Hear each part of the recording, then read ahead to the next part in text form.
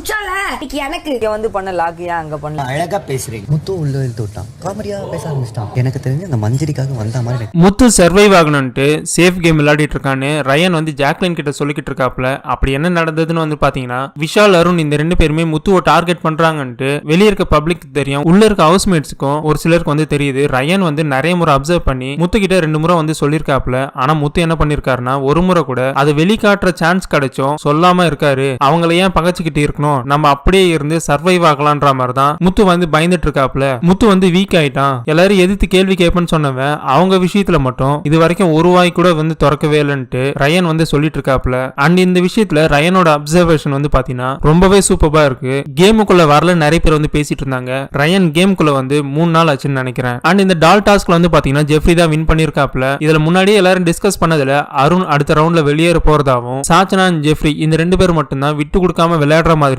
ஒவ்வொருத்தரா பேசிக்கிட்டு இருக்காங்க. சரி, இந்த வீக் உங்களோட ஆதரவு யாருக்குன்ட்டு கமெண்ட்ல சொல்லுங்க.